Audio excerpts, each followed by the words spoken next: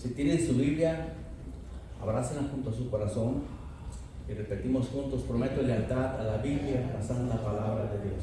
Daré lámpara a mis pies y lumbrera a mi camino.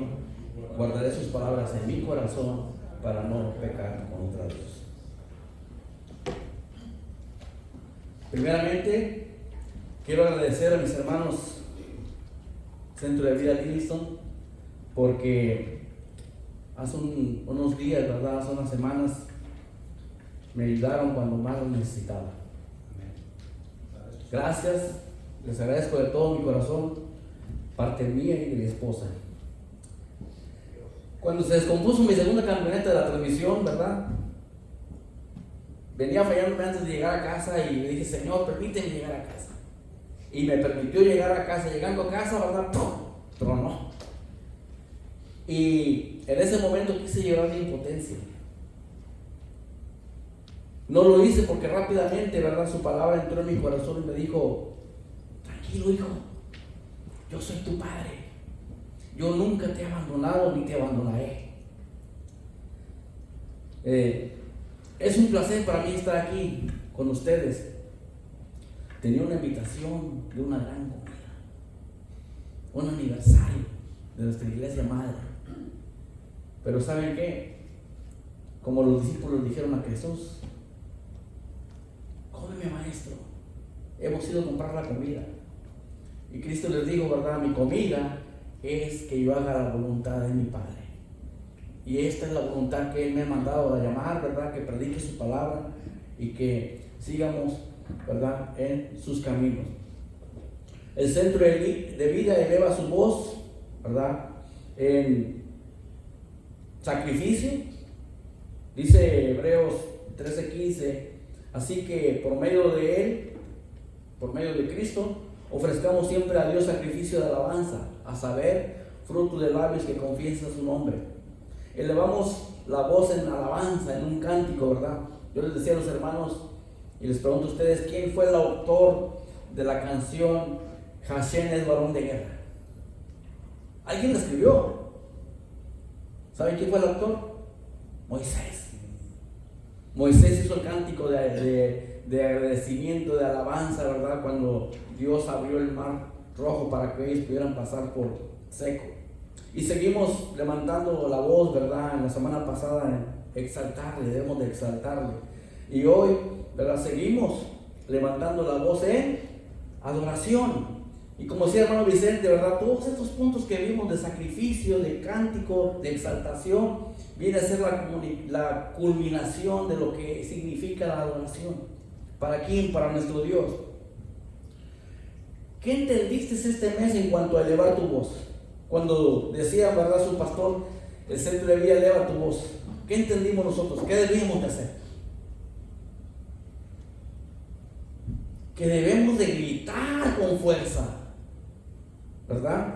Así como un futbolista cuando consigue el gol y el que lo mete es el que sale corriendo, pero, ¿verdad?, y gritando a todo pulmón. Todo el estadio está gritando, pero él quiere gritar más fuerte que el estadio. Así nosotros debemos de gritar, de elevar nuestra voz, ¿verdad?, alabando, adorando, exaltando a nuestro Dios. Que todas las demás personas allá afuera vean que tú eres hijo de Dios. Que no te dé vergüenza, que no te dé pena, que digan: este es hijo de Dios. No importa que digan que estás loco, sí, pero por Cristo Jesús. Amén. Hay otros que le dicen locos porque andan haciendo locuras que el mundo les ofrece. Pero tú y yo hacemos lo que Dios nos ha mandado a hacer, que debe adorar a Dios. Debemos de gritar el sacrificio que Él hizo en la cruz del Calvario. Debemos de dar un grito o un júbilo de alabanza cuando entonamos un cántico. Debemos de exaltar a todo pulmón y que por lo tanto debemos de adorarlo con toda nuestra voz, con nuestros pensamientos, nuestras palabras y nuestras acciones. Todo esto tiene que tener una congruencia en lo que pensamos, decimos y hacemos. Porque muchas veces yo pienso una cosa, hablo otra y finalmente no hago nada. O hago lo contrario de lo que primeramente había pensado. Y Dios me invita esta mañana, ¿verdad?, que sea congruente con mi forma de pensar, de hablar y de actuar. Eres hijo de Dios en tu pensamiento, en tus palabras, pero más en tus acciones, porque es lo que los demás pueden ver en ti. Ellos pueden ver lo físico, cómo eres tú, cómo te comportas. He ahí la importancia del testimonio personal, porque van a ver finalmente lo que tú eres internamente, lo que tú y yo somos espiritualmente. Ellos van a decir, hey, primero van a decir, este es hermano, aleluya, este es hijo de Dios, amén. Por eso no se junta con toda la bola de que estamos acá, ¿verdad? Porque el Espíritu Santo lo ha apartado para su gloria y su honra. El mensaje de esta mañana, ¿verdad?, es para ti, mujer. Dígale que tiene a su lado, tú eres la más importante para nuestro Dios. Y van a ver por qué. Van a ver por qué. ¿Qué es adoración? Decía Joel. Es un término empleado para referirse a un acto o acción asociados con atribuir honra, reverencia o dignidad para nuestro Dios. Así que si usted dice a su esposa, te adoro, dice mi nieto, mentira, porque usted a su esposa no la adora, no le hace reverencia, no la exalta. Al único que podemos reverenciar y exaltar y adorar es a nuestro Dios. A su esposa dígale, te amo, pero no nomás de palabras, sino también de hechos. Demuéstrenselo.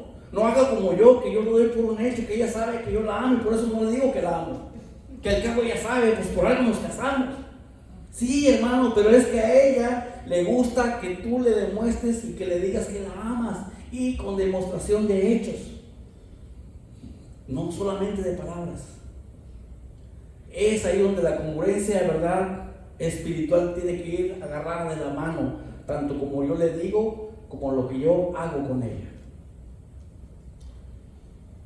La adoración se entiende de manera más completa como la interrelación entre la acción divina y la respuesta humana. La adoración es respuesta humana ante la revelación personal de Dios. Cuando Dios se nos revela, entonces le conocemos. Cuando le conocemos, nosotros le adoramos. Amén. Esto incluye inicio divino, número 1, donde Dios se revela a sí mismo, sus propósitos y su voluntad. 2, una relación personal espiritual por parte del adorador con Dios por medio de Jesucristo. Y 3, la respuesta del adorador, o sea, de ti y de mí, en devoción, humildad, sumisión y obediencia a Dios. La adoración se puede entender dentro de un contexto amplio o reducido. En un sentido amplio, la adoración es una forma de vida.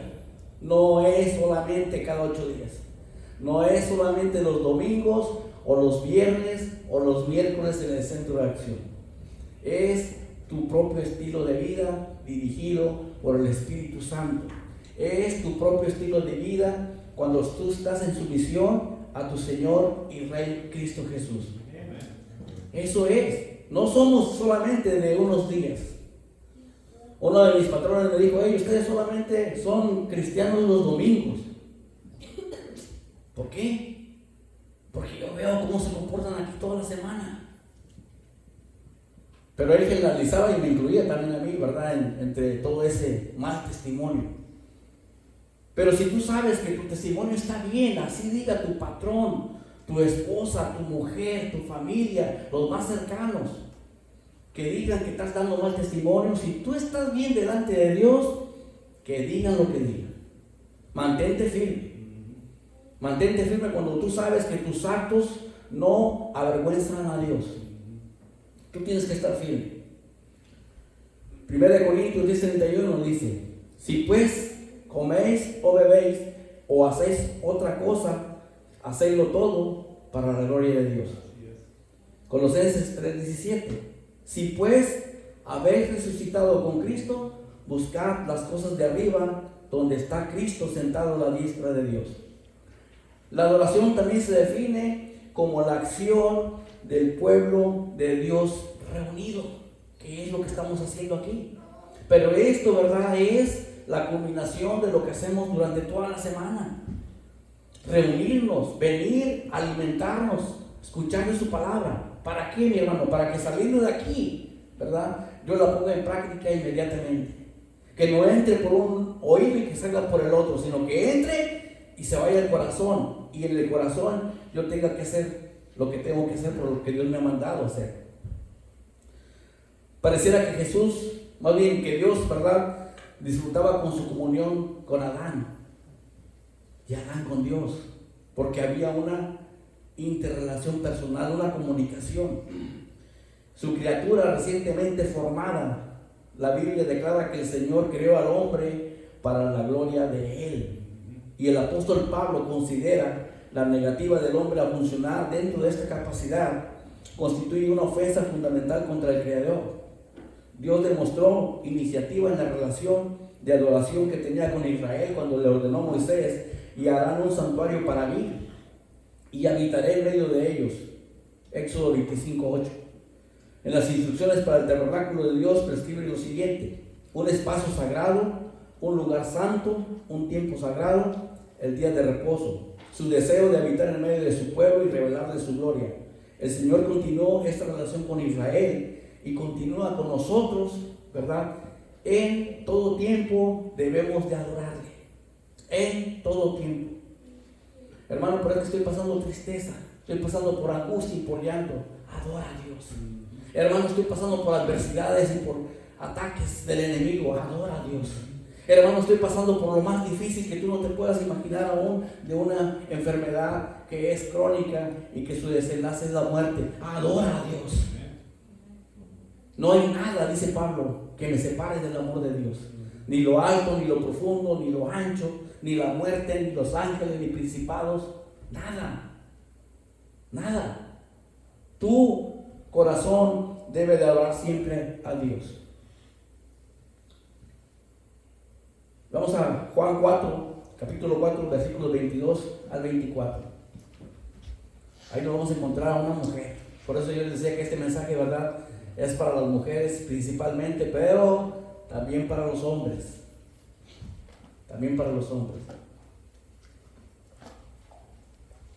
Y dice así la palabra de Dios: vosotros adoráis lo que no sabéis, nosotros adoramos lo que sabemos, porque la salvación viene de los judíos. Mas la hora viene y ahora es cuando los verdaderos adoradores adorarán al Padre en espíritu y en verdad, porque también el Padre tales adoradores busca que le adoren. Dios es espíritu, y los que le adoran en espíritu y en verdad es necesario que le adoren. 3 puntos muy importantes en este pasaje. Número 1, nosotros adoramos lo que sabemos. Número 1, nosotros adoramos lo que sabemos. Número 2, ahora es el tiempo de adoración o de adorar. Y número 3, Dios es espíritu y busca que le adoren en espíritu y en verdad. Jesús viaja de Judea a Galilea, pasando por Samaria. Jesús ya había escuchado, ¿verdad?, que los fariseos decían: este Jesús está bautizando más discípulos que Juan. Juan era el bautista, él era su ministerio, era bautizar. Y ya los samaritanos, ¿verdad?, estaban teniendo envidia, estaban teniendo cosas en contra de que hablar de Jesús. Y Jesús realmente no bautizaba sino sus discípulos. Y dice aquí que salió de Judea y se fue para Galilea. Y le era necesario pasar por Samaria. Cuando el Señor entendió, salió de Judea. Todavía no era el tiempo para la confrontación en Jerusalén, por lo tanto Jesús regresó a Galilea. Y dice aquí que le era necesario pasar por Samaria. En cualquier mapa bíblico en los tiempos de Jesús, Israel estaba dividida en 3 regiones: Judea en el sur, Galilea en el norte y Samaria, que ocupaba la zona central. ¿Quiénes eran los samaritanos? La historia del origen de los samaritanos la podemos encontrar en 2 de Reyes 17, del 24 al 41. Ahí leemos que el rey de Asiria conquistó el reino del norte. transportó a la mayoría de los judíos a otras tierras de sus dominios y pobló las ciudades samaritanas con gente que trajo de otros lugares.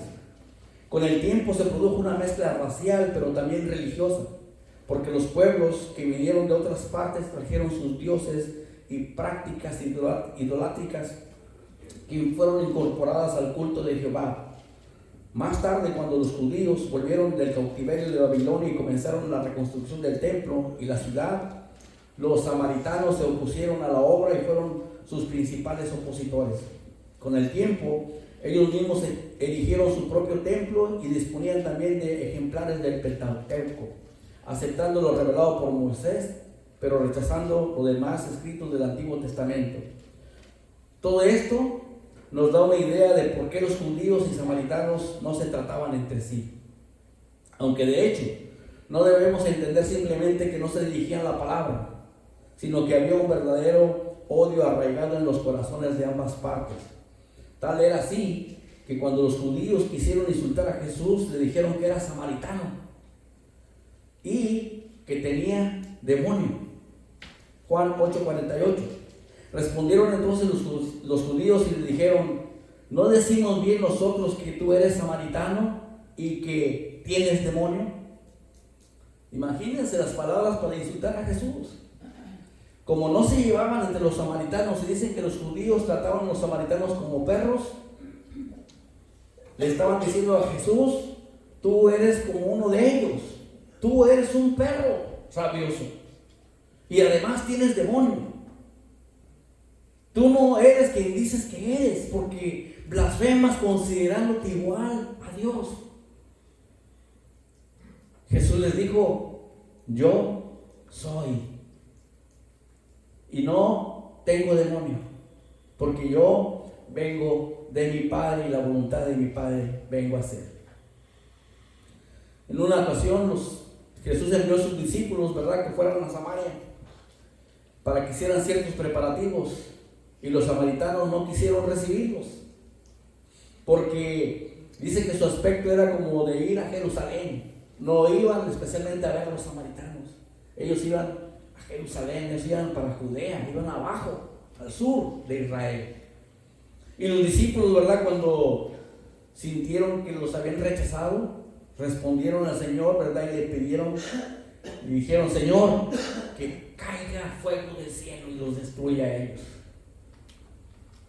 Debido a esto, a esta tensión entre judíos y samaritanos en sus relaciones, quien quería viajar de Judea a Galilea, lo más normal que harían sería cruzar el río Jordán hasta pasar por Perea y bordearlo hasta llegar al norte, donde volvían a cruzarlo nuevamente para entrar a Galilea. Por supuesto, este no era el camino más corto, pero así evitaban pasar por Samaria, lo que daba la hostilidad reinante, les evitaba muchos problemas y situaciones desagradables. Aunque el camino que pasaba por Samaria era la ruta más corta para llegar a Galilea, los judíos piadosos lo evitaban. Y lo evitaban porque había una grande desconfianza y enemistad entre judíos y samaritanos. Cuando el reino de Judá al sur fue conquistado por los babilonios, lo único que fueron dejaron las clases más bajas de la sociedad, porque no quería ese tipo de gente en Babilonia. Estos se quedaron atrás, se casaron con gente que gradualmente fue llegando a la región, y fue así como surgieron los samaritanos como un grupo étnico y religioso. Por el hecho de que los samaritanos tenían una conexión histórica con el pueblo de Israel, su fe era una combinación de leyes y rituales basados en la ley de Moisés, además de varias supersticiones. La mayoría de los judíos en los tiempos de Jesús despreciaban a los samaritanos, aún más que a los gentiles. O sea, todavía eran más aceptables tú y yo que los samaritanos, que eran su propio pueblo. Los samaritanos son israelitas,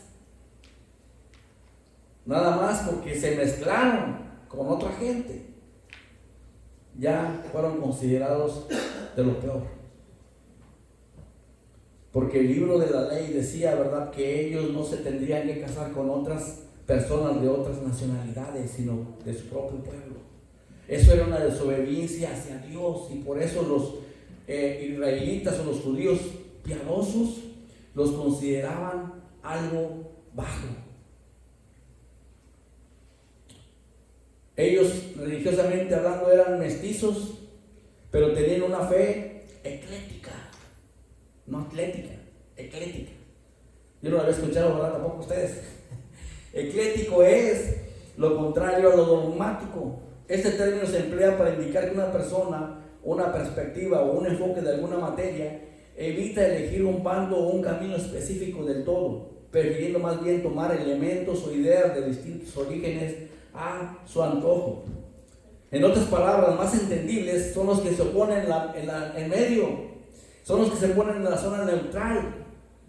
Pero mis hermanos, en la guerra espiritual y en el reino de Dios no hay zonas neutrales.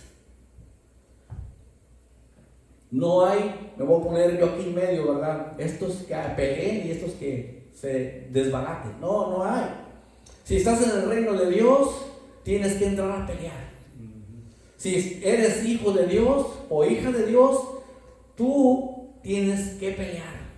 Espiritualmente hablando, no van a querer pelear ahorita llegando a su casa con su esposo, porque el hermano Nacho dijo que tenemos que pelear y por eso te estoy peleando. No. Espiritualmente. ¿Por qué? Porque Dios no quiere gente en zonas neutrales. Dios no quiere pues a los tibios.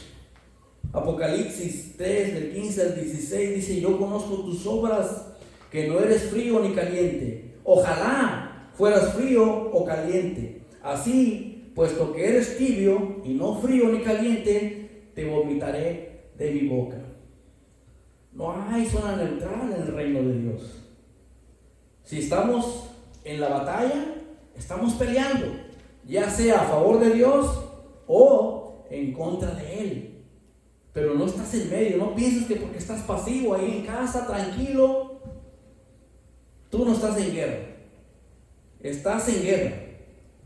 Ahora, ¿por qué Jesús debía pasar por Samaria? ¿Cuál era la razón para ello? ¿Por qué no podía cruzar el Jordán como hacían los otros judíos? Dice aquí, porque era necesario atravesar por Samaria. En vista de los acontecimientos que luego tuvieron lugar allí, que este capítulo recoge, queda claro que la necesidad expresada aquí estaba relacionada con su misión divina, que tenía que ir a Samaria, y particularmente con una mujer que lo necesitaba. También vamos a ver que había más gente que necesitaba escucharlo. Jesús encuentra una mujer samaritana en el pozo. Vino pues a una ciudad de Samaria llamada Sicar, junto a la heredad de Jacob, que Jacob dio a su hijo José, y estaba allí el pozo de Jacob. Entonces Jesús, cansado del camino, se sentó así junto al pozo. Era como a la hora sexta. Vino una mujer de Samaria a sacar agua, y Jesús le dijo: dame de beber, pues sus discípulos habían ido a la ciudad a comprar de comer. La mujer samaritana le dijo: ¿cómo tú, siendo un judío, me pides a mí de beber, que soy mujer samaritana? Porque judíos y samaritanos no se tratan entre sí. Juan 4, del 5 al 9. La mujer dice: ¿Cómo tú, siendo judío, vienes a mí, que soy mujer, que soy samaritana, somos enemigos opuestos? ¿Cómo se te ocurre venirme a pedir agua? Primeramente, el apóstol Juan aquí registra el cansancio de Jesús. Jesús genuinamente se sometió a nuestras limitaciones humanas. Jesús, cansado del camino, se sentó junto al pozo. De hecho, parece que estaba más cansado que sus discípulos, porque él se quedó a descansar, mientras que a ellos los mandó a la ciudad a comprar comida. Seguramente debemos pensar que el esfuerzo espiritual de enseñar, sanar y restaurar que hacía el Señor le producía un agotamiento que no sentían los discípulos, que solamente eran observadores. Con esto el apóstol Juan nos quiere hacer notar que su naturaleza humana era real. Otro detalle importante: ¿por qué Jesús envió a sus discípulos a comprar comida? ¿No había hecho milagros de multiplicar los alimentos? ¿Por qué no hacer un milagro de comida? Jesús podía aparecer ahí, la comida ya preparada, ya servida. ¿Saben por qué no lo hizo? Porque Jesús no hacía milagros para satisfacerse a Él. Él hacía milagros para satisfacer a los demás. Jesús se sujetaba al orden normal de las cosas y vivía como tú y como yo. Es cierto, era completamente Dios, pero era completamente hombre. Tenía sus necesidades, ¿verdad? Pero Él se limitaba a vivir como tú y como yo. No usaba sus poderes para satisfacerse, los usaba para satisfacer a la muchedumbre, a la gente, a la multitud. Dice aquí que era como la hora sexta. La hora sexta en el Medio Oriente, ¿verdad? En esos tiempos eran las 12 del día. Jesús murió a la hora novena, que actualmente son las 3 de la tarde. Entonces, esta mujer vino a una hora que no era casual y lo hizo sola. Generalmente las mujeres venían por agua más temprano durante el día y lo hacían en grupos. Podría haber sido que esta mujer tuvo una necesidad imprevista o tal vez era una persona aislada de la sociedad. Pero podemos deducir que esta mujer no quería ni necesitaba compañía. ¿Saben por qué? Porque era rechazada. Porque era pecadora. Porque era considerada una mujer prostituta. Porque ya tenía al sexto hombre en su vida. Y las demás mujeres de la sociedad, piadosas y justas, la rechazaban y murmuraban en contra de ella. Por eso ella prefería no ir a las 7 de la mañana por el agua, que era la hora que iba, sino que ella prefería ir a las 12 del día cuando nadie iba, cuando el sol estaba más arreciando, porque no quería que la criticaran. Bastante tenía ella, ¿verdad? Con su propia conciencia de saber que estaba pecando. Podríamos pensar que el único propósito de Jesús cuando se quedó en el pozo era el de tener un descanso, mientras que sus discípulos compraban algo para comer. Pero él tenía otros planes. Jesús había elegido la ruta de Samaria porque estaba buscando una mujer que le necesitaba urgentemente, y en su omnisciencia sabía que en aquella hora ella iría hasta el pozo a sacar agua, algo que al Señor le convenía para poder tener con ella una conversación personal sin que hubiera interferencias que le pudieran distraer. Así pues vemos que el Señor estaba buscando a esta mujer y eligió el momento más adecuado para acercarse a ella. Así pues aquí comienza un encuentro que nos puede servir de ejemplo de cómo Jesús evangelizaba a los perdidos. Notemos especialmente la forma sencilla en la que el Señor les puso la verdad a la mujer. Le mostró su necesidad espiritual, despertó su conciencia y le contestó todas las preguntas que inquietaban su alma para llevarla finalmente a la fe en Él, en el auténtico Mesías y Salvador del mundo. Jesús le dijo: dame de beber. Jesús fue quien comenzó la conversación y curiosamente lo hizo pidiéndole un favor: dame de beber. No cabe duda que en este momento la mujer se sintió la más importante. ¿Saben por qué? Porque ella tenía los medios para sacar el agua. Por tradición, un rabino o un maestro no podía hablar con una mujer en público, ni siquiera su propia esposa. Era también muy inusual que un judío de aquel tiempo pidiera un favor o aceptar algo de tomar de la vasija de un samaritano. La petición de Jesús realmente sorprendió a la mujer. Ahora bien, Jesús había pedido agua a la mujer, pero ¿querría la mujer darle agua a Jesús? La respuesta de la mujer, ¿verdad?, se percibe inmediatamente la desconfianza entre judíos y samaritanos, cuando le dice ella: ¿cómo tú, siendo judío, me pides a mí de beber? Ahí hay desconfianza. A esto hay que añadir las diferencias de sexos, porque la samaritana dejó en claro que ella era mujer, y si esto no fuera suficiente, Jesús se saltó los convencionalismos sociales que eran propios de aquella cultura y que prohibían que un judío rabino pidiera algo a una mujer. Pero Cristo no reconoció las divisiones y enemistades entre los hombres, ya sea que sea de origen, de raza, de religión o de sexo o cualquier otra cosa parecida. La razón es que todos los seres humanos, hombres y mujeres, estamos necesitados de salvación por igual. Así que aunque judíos y samaritanos no se trataban entre sí, Cristo trató con todos ellos. Cuando la mujer llegó aquel día al pozo, no sabía todavía lo que Dios tenía preparado para ella, pero se disponía a tener un encuentro con el mismo Hijo de Dios que cambiaría su vida entera. Inmediatamente la mujer quedó impresionada por la amabilidad de Jesús. Probablemente esta era la primera vez que ella había escuchado un saludo amable de parte de un hombre judío, un judío que no era como los demás y que estaba dispuesto a acercarse a los samaritanos y tener trato con ellos. Jesús interesa a la mujer en agua viva. El dame de beber solamente fue el pretexto de Cristo para tener una conversación con la mujer. Él inicia la plática. Es cierto que tenía sed, es cierto que estaba cansado, pero eso le da a él la oportunidad de relacionarse con esta mujer.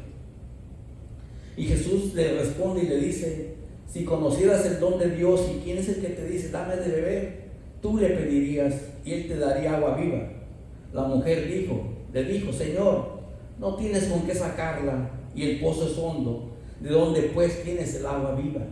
¿Acaso eres tú mayor que nuestro padre Jacob, que nos dio este pozo en el cual bebieron él, sus hijos y sus ganados?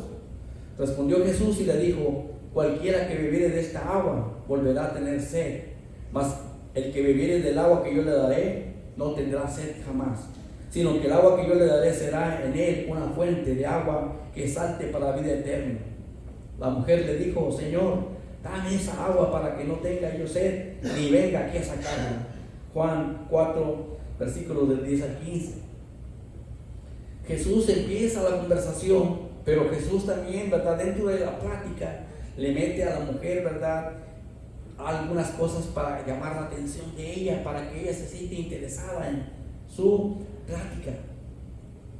Y Jesús le dice, ¿verdad?, para que ella se interese más: tú no conoces el don de Dios. ¿De quién es Jesús? ¿Quién es el que te dice, verdad? Y en lo que le puede dar, que es el agua viva. Y a pesar de la negativa de la mujer, porque no le dio agua inmediatamente. De hecho, ni si lees el capítulo, ¿verdad?, no hay ahí donde diga, y la mujer entonces sacó su cubeta y le dio de beber a Jesús. Pero era el pretexto para comunicarse con ella.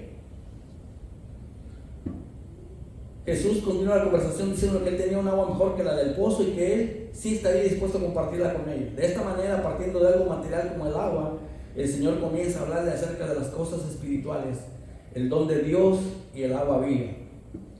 El agua, mis hermanos, en el Evangelio, en la Biblia, más bien en la Biblia, el agua significa el Evangelio, por el cual Dios hace el lavamiento de los pecados por medio de el agua, la cual es su palabra. Pero notemos cómo presenta el asunto. Comienza diciéndole: si supieras. Hay cierto toque de misterio que tiene como finalidad causar extrañeza en la mujer y obligarle a reflexionar, y es una forma de incitar a la mujer para que haga más preguntas y que siga interesado por lo que Jesús quiere decirle a ella. Luego le habla del don de Dios, porque la mujer desconocía el regalo de Dios. Podemos imaginarnos sus pensamientos en esos momentos. ¿En qué consiste este regalo? ¿Realmente Dios me quiere regalar algo? Serían los pensamientos de esta mujer. Me resulta sospechoso que alguien me quiera regalar algo sin esperar recibir nada a cambio. Por último, le habla de sí mismo: si conocieras quién es el que te dice dame de beber. Aunque ella no tenía ni idea quién era Jesús, Jesús en aquellos momentos está hablando con ella. Él es el regalo de Dios al mundo pecador. En él Dios ha manifestado toda su gracia, misericordia, perdón, santificación a favor de todos nosotros los pecadores. Agua viva. Últimamente, ¿verdad?, ahorita hablaban de un agua embotellada. Esa se considera agua muerta. El agua viva es la que fluye en el río, ¿verdad?, que está la corriente limpia. Y más la que viene de arriba hacia abajo. Porque si tú tomas de abajo, ¿verdad?, y si está un animal haya muerto arriba, ya está contaminado. En aquellos tiempos el agua viva el agua de manantial le llamaban agua viva porque parecía estar realmente viva al salir de la tierra echando burbujas. Aparentemente pareciera que Jesús se está refiriendo a un manantial cercano, pero Jesús hace un juego de palabras con la frase agua viva, porque se está refiriendo al agua espiritual que satisface nuestra sed espiritual y da vida. Nuevamente la respuesta de ella: ¿acaso tú eres mayor que nuestro padre Jacob? Es difícil saber el tono de esta pregunta, o si iba con picardía, con sarcasmo. Solamente, ¿verdad?, el tono de la voz de ella podría decir si en verdad estaba siendo sincera en su pregunta. Pero al final ella termina creyendo, pero había un proceso que pasar. Jesús la dirige a su vida pecaminosa a una verdadera adoración. Juan 4, del 16 al 26. Dice: Jesús le dijo: ve, llama a tu marido y ven acá. Respondió la mujer y dijo: no tengo marido. Jesús le dijo: bien has dicho, no tengo marido, porque 5 maridos has tenido y el que ahora tienes no es tu marido. Esto has dicho con verdad. Le dijo la mujer: Señor, me parece que eres profeta. ¿Cómo sabes de mi vida? ¿Cómo sabes que soy realmente una pecadora? ¿Cómo sabes con el que vivo tampoco es mi marido? Y cómo me has dicho, ¿verdad?, sinceramente, que yo he tenido 6 hombres con el último que tengo. Ahora hacemos el punto número 1. Si pensaban que ya no habían uno. No, punto 1. Nosotros adoramos lo que sabemos. Continúa hablando la mujer samaritana: nuestros padres adoraron en este monte y vosotros decís que Jerusalén es el lugar donde se debe de adorar. Jesús le dijo: mujer, créeme que la hora viene cuando ni en este monte ni en Jerusalén adoraréis al Padre. Vosotros adoráis lo que no sabéis, nosotros adoramos lo que sabemos, porque la salvación viene de los judíos. 5 maridos has tenido. Jesús utilizó conocimiento sobrenatural para ministrar a esta mujer. Todos nosotros debiéramos ser guiados y llenos del Espíritu Santo cuando compartimos con otros. Y el que ahora tienes tampoco es tu marido. Hay algo en esta mujer pecadora que al estar entablando una relación con el Mesías, que ella no sabía que era, todavía en este tramo de la conversación, ella empieza a sospechar: Señor, como que eres profeta, pero todavía no sabe completamente. ¿Por qué Jesús menciona algo tan vergonzoso para ella? Porque Jesús tenía que confrontar su vida pecaminosa. Esta mujer debía decidir a quién amaba más, si a su pecado o al Mesías, porque ella sabía desde que iba a venir el Mesías. Vamos a ver más adelante. Dice: nuestros padres adoraron en este monte. Al traer este tema a colación, pareciera que con su respuesta la mujer está evadiendo el asunto. No me hables de mis maridos, vamos a hablar de asuntos espirituales, pues. Nuestros padres adoraron en este monte llamado Gerizim. Es posible que en verdad esta haya sido una fuente de confusión y piedra de tropiezo para ella, pero lo más posible es que haya sido simplemente una manera de evadir lo que Jesús estaba confrontando. Ella quiso establecer un argumento aquí. Jesús no mordió el anzuelo. Jesús estaba más interesado en ganar un alma que en ganar un argumento.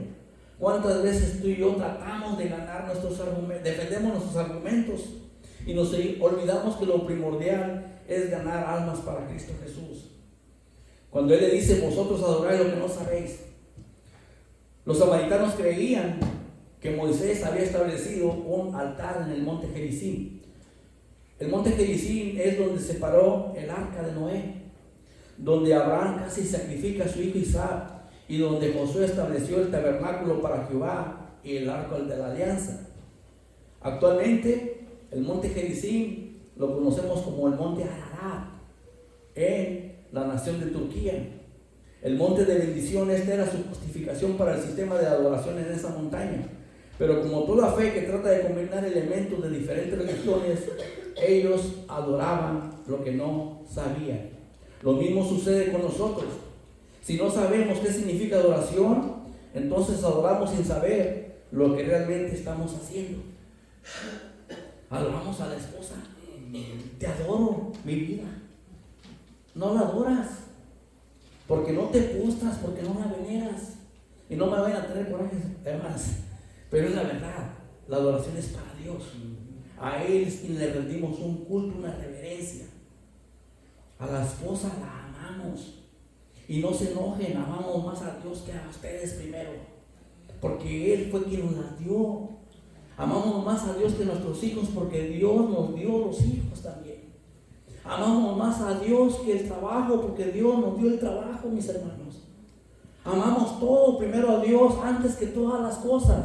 Pero si tú estás amando más a tu familia, a tu iglesia, a tu trabajo, a tu profesión, a lo que quieras, entonces no estás adorando a Dios.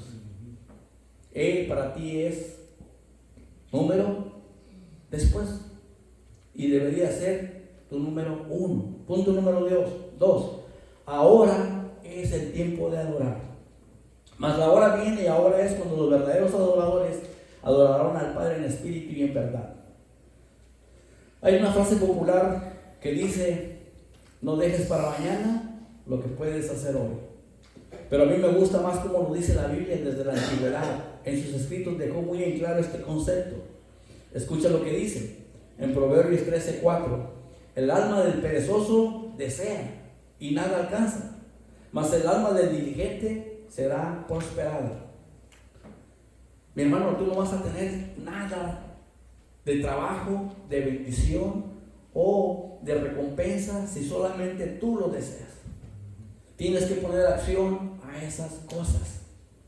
Si tu oración es: Señor, que nuestra iglesia crezca, la debes de complementar y yendo a buscar a aquellas personas que necesitan de Cristo. Dios toma muy en serio el tiempo. La gente no. La gente no tiene tiempo para Dios. ¿Cuántas veces hemos invitado a alguien y dices: te invitamos a la iglesia? Es que el domingo es el único día que descanso. Pues por eso la estoy invitando, porque sé que descansa. Pero es el único día que descanso, y es cuando yo lavo toda la ropa y hago todas las cosas que hacer de la casa. No tienes tiempo para Dios. Si te pasa a ti algo, te mueres, ¿quién crees que va a trabajar por ti? El trabajo no se va a acabar. Van a contratar a otra persona y el trabajo va a seguir. Pero, bueno, miren, encontré una parábola donde Dios toma muy en serio el tiempo. Y es una parábola donde Jesús habla del reino de los cielos, que es semejante a las 10 vírgenes que se iban a casar con un esposo. Era una costumbre de la época en aquella cultura. No se quiera apuntar a usted y quiera también: pues me faltan 9. Si no puede con la que tiene, agrégale 9 más. Actualmente el matrimonio es de un solo hombre y una mujer. Amén. Ningún pastor del centro de vida o ningún pastor que en verdad sea de Cristo va a casar a hombre con hombre y mujer con mujer. ¿Por qué? Porque primeramente está Dios y sus principios, y después lo que el mundo ponga. El hecho de que esté legalizado el matrimonio entre personas del mismo sexo no significa que Dios esté de acuerdo con eso. Para Él sigue siendo una aberración. Entonces, el reino de los cielos es semejante a 10 vírgenes. 5 de ellas eran prudentes, inteligentes, y 5 de ellas eran insensatas, no inteligentes. Y las insensatas tomaron sus lámparas, pero no tomaron aceite. Mas las prudentes tomaron aceite en sus vasijas juntamente con sus lámparas, y tardándose el esposo, cabecearon todas y se durmieron. Las 10 se durmieron. Y a la medianoche se oyó un clamor: aquí viene el esposo, salid a recibirle. Entonces todas ellas vírgenes se levantaron y arreglaron sus lámparas. Y las insensatas dijeron a las prudentes: danos de vuestro aceite, porque vuestras lámparas se apagan.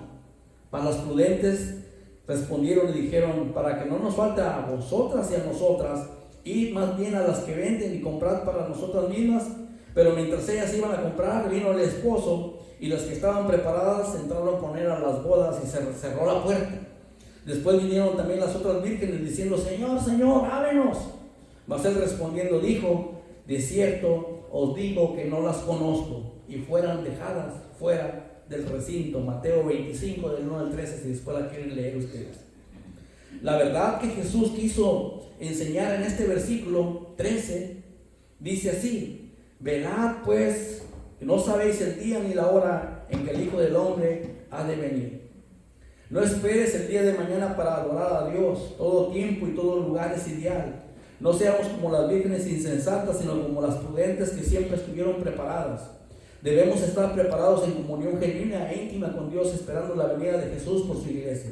Adorar a Dios no solo es música, no solo es el tiempo, no solo es el domingo. La adoración a Dios requiere disposición de tiempo y de diligencia.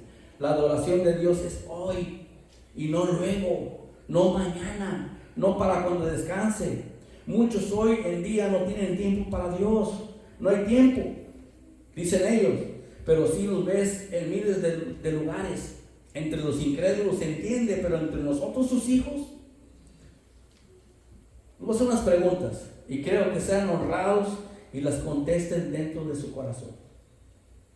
¿Qué les quita más tiempo? ¿Tu celular o tu Biblia? ¿Los deportes o la Biblia? ¿Tu trabajo o la Biblia? ¿Todas las actividades importantes o tu Biblia? A veces decimos: es que llegó mi pastor, no pude asistir al servicio el domingo porque, ¿qué crees? Ya íbamos a salir cuando llegó mi familia. Me tuve que quedar a recibirlos. Yo le digo: mis hermanos, si llegó la familia justo cuando usted viene a adorar a Dios, tráigaselos, invítelos. Y si no, ¿sabes qué? Aquí me espera, pero nosotros vamos a adorar a Dios. ¿Cómo que se quedó porque llegó su familia? Entonces su familia es más importante que Dios. Ay, es que no pude asistir porque tengo una necesidad, tengo un problema y por eso no pude, me quedé tratando de resolver. Venga aquí, arrodíllese el altar y póngale ese problema, esa situación adversa a Dios y Él le va a ayudar. Es que tenía bastante tarea y por eso no pude asistir ¿Qué no puedes hacerla llegando? ¿Cuánto te vas a tardar aquí en el servicio? Sí se contestaron, ¿verdad? Mis hermanos, el diablo ha hecho un excelente trabajo. Primero nos puso Facebook, después nos puso el WhatsApp, el Instagram, el TikTok. Mis hermanos, el TikTok nos ha aprisionado a nosotros. Estamos más tiempo en TikTok, en las redes sociales, que en abrir su palabra. ¿Quién le dijo, hermano pastor? A mí me ha atrapado. Yo me he dado cuenta cómo me tiene agarrado las redes sociales más que su palabra. ¿Y saben por qué me di cuenta? Porque el Espíritu Santo me dijo: hey, no es por ahí, es por acá. Tú eres hijo de Dios. Tú eres pastor. Tú eres el que debe estar con su palabra. No ahí. El diablo ha hecho un excelente trabajo. Y recordemos siempre esto: Él viene para destruir, robar y matar. Él no tiene ninguna misericordia de ti, de tu esposa, tus hijos o tus nietos. Oren por su pastor Vicente. Oren por todos los pastores del centro de vida. Oren en general por los pastores que se paran firmes por la palabra de Cristo Jesús, por su evangelio. Oren porque Satanás, el diablo, viene contra ellos con todo su furia y su destrucción para acabarlos. Y si acaban el pastor de cada obra misionera, mis hermanos, acaban con todos ustedes. Porque difícilmente van a querer regresar si el hermano fue tumbado. ¿Oran ustedes por sus pastores? ¿Oran por sus líderes de centros de acción? ¿Oran por su esposa y por su esposo? ¿Oran por su familia, sus hijos? Deberíamos hacerlo, mis hermanos. Deberíamos estarlo haciendo. Punto número 3. Dios es espíritu y busca que le adoren en espíritu y en verdad. Jesús, el Señor, establece la base para una verdadera adoración. Y no tiene que ver con lugares o trampas, sino con espíritu y en verdad. Para adorar en espíritu es necesario que estés preparado. que estés interesado en realidades espirituales. Pues esto, mis hermanos, lo que es la palabra de Dios, se tiene que discernir espiritualmente. Fíjense nada más, un compañero de trabajo, incrédulo, me empezó a preguntar de la Biblia, y yo lo estaba escuchando, y me dice él, esto es más profundo, ¿verdad? Porque estamos hablando de cosas espirituales. Y yo dije entre mí, wow, ¿cómo sabe él lo que nosotros debemos de saber? Él sabe que esto es más a profundidad. Por eso Cristo dice, escudriñen las Escrituras. No solamente le den una ojeadita. Lean, investiguen. Tengan un diccionario bíblico. Y si no, googleen ahí la palabra, ¿qué significa? Eclético no es que estés ahí en medio, en zona neutral. Muchas veces los cristianos estamos en forma neutral, aunque no lo creamos que lo estamos, porque estamos en una forma pasiva. Yo no le voy a decir nada al diablo para que el diablo no se meta conmigo. Yo no voy a atacar a Satanás y a su reino para que no se meta conmigo, ni con mi familia, y ni con mi marido que es el pastor. ¡No! ¡Atácalo! ¿Cómo, hermano? Estudia la palabra, ahora ten compañerismo y testifica de Jesús. Es lo que tenemos que estar haciendo. El diablo no va a tener contemplación de ti y de tu familia. Él viene a destrozarte con toda su furia y con todo su fervor. Tú no puedes estar pasivo. Debemos pararnos firmes por Cristo Jesús. Él nos ha dado una armadura espiritual que tú y yo no nos la ponemos. Él nos ha dado armas espirituales que tú y yo no queremos usar. Porque nuevamente ya van con el cuaderno espiritual. Pues son las armas que Dios nos ha dado. Hay iglesias que van como el pueblo de Israel en el desierto, solamente dando vueltas, porque no tienen una visión. Tú y yo tenemos una visión que Dios le ha dado al centro de vida, que nos facilita, que nos dirige, que nos enseña cómo hacer nuestro trabajo. Y aún así no la queremos.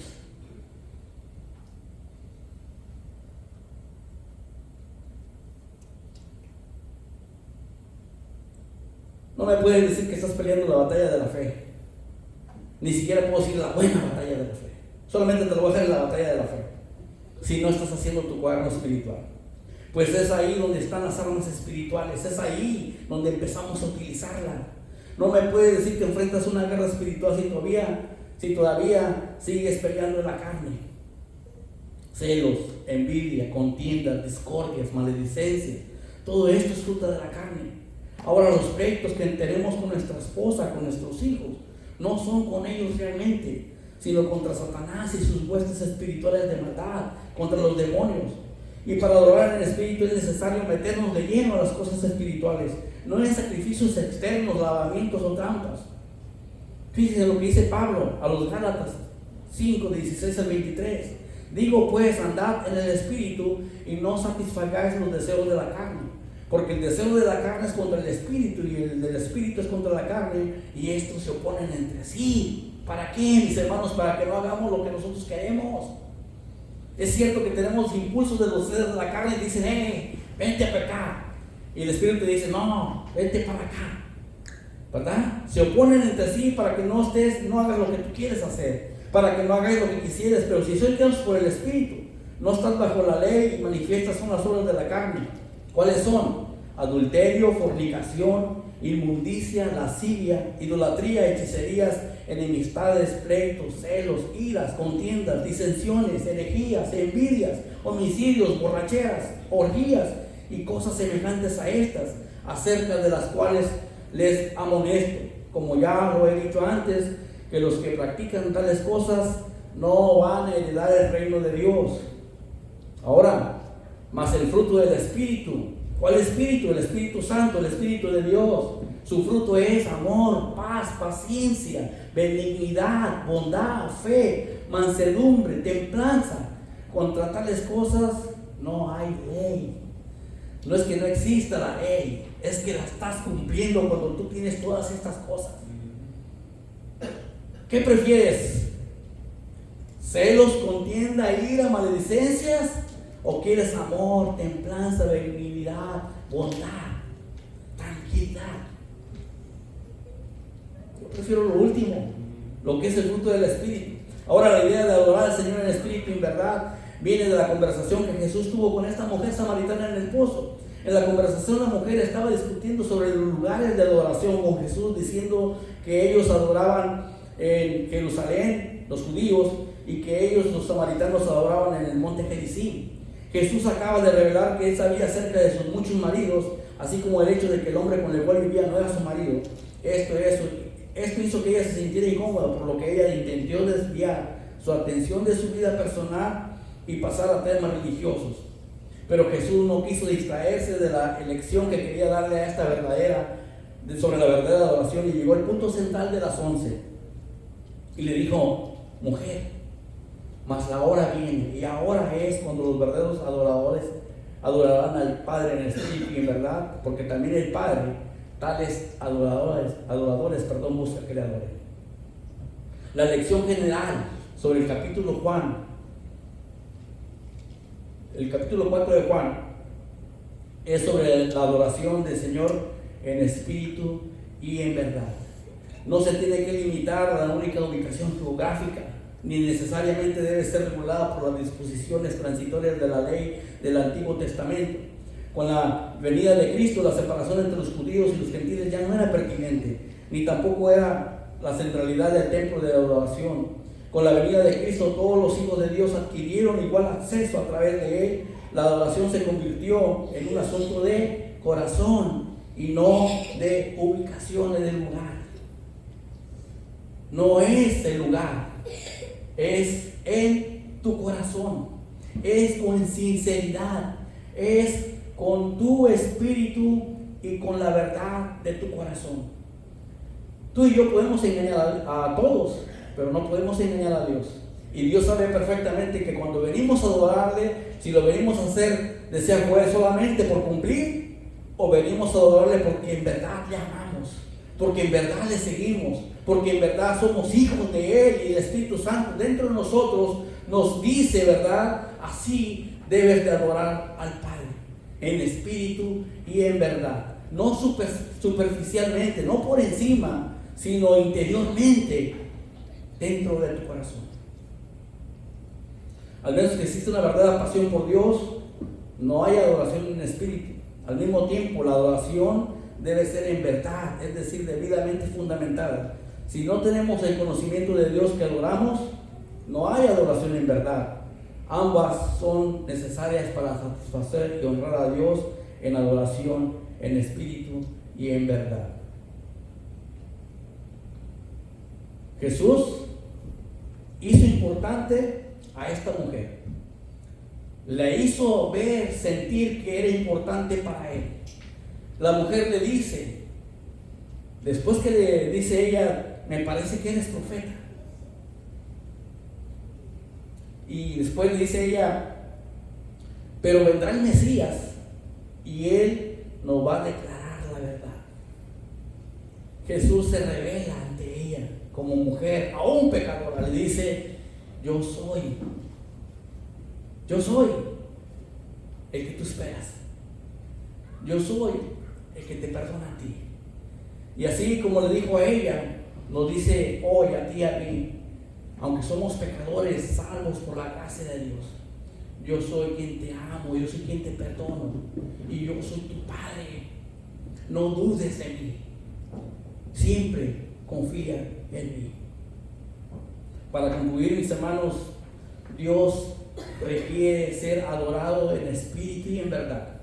¿Y saben qué? Hoy es el tiempo de adorarle. Él quiere que mi adoración y que tu adoración sea genuina, que sea real, que adores o que adoremos lo que nosotros sabemos y conocemos. Mi adoración a Dios se ha de oír, pero también se debe de ver en mi diario vivir. Que Dios me lo bendiga, mis hermanos.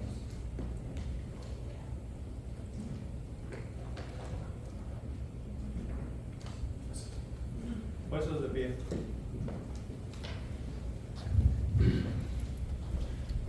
hoy es el tiempo de adorar, ¿verdad? Hoy es el tiempo de adorar. Hoy, mañana y pasado y el día siguiente, porque el Hijo de Dios no debe saber hacer otra cosa más que adorar a su Dios. Nuevamente les recuerdo que para los hijos de Dios no hay tiempo secular. ¿Ok? No hay tiempo secular. Todo lo que nosotros hacemos, todo lo que nosotros decimos, todo lo que nosotros pensamos, ha de ser hecho en santidad, porque el Espíritu de Dios vive en nosotros. ¿Ok? Entonces vamos a dar gracias a nuestro Dios. Gracias por el mensaje de nuestro hermano Nacho. Y acuérdense de nuestras responsabilidades como hijos de Dios. Si la semilla no es plantada en los corazones de las personas que no conocen, esa mata nunca crecerá. Esa semilla nunca germinará y nunca veremos fruto. Nosotros necesitamos plantar, necesitamos regar, necesitamos dar mantenimiento, y todo eso es parte de nuestra adoración para con nuestro Dios. Oremos. Padre Celestial que estás en los cielos, gracias te damos por el mensaje que ha sido traído a nuestros oídos, mi Señor. Te pedimos que nos ayudes a atesorarlo en nuestros corazones, ponerlo en práctica y sacar la información que necesitamos para así adorarte mejor o ser mejores adoradores de tu presencia. Bendice el resto de día mientras salimos, mi Señor, y que la honra y la gloria siga siendo siempre tuya mientras hacemos nuestros quehaceres diarios. Bendice los alimentos que vamos a compartir, mi Señor, y gracias por Addison, que cumple un año más en este mes. Ayúdanos a celebrar lo que tú vas haciendo en su vida, lo que tú harás, mi Señor, y las bendiciones que tú le seguirás dando. Gracias por todo lo maravilloso que eres. Despídenos en paz y ayúdanos, mi Señor, a ser mejores hijos tuyos. En Cristo Jesús. Amén.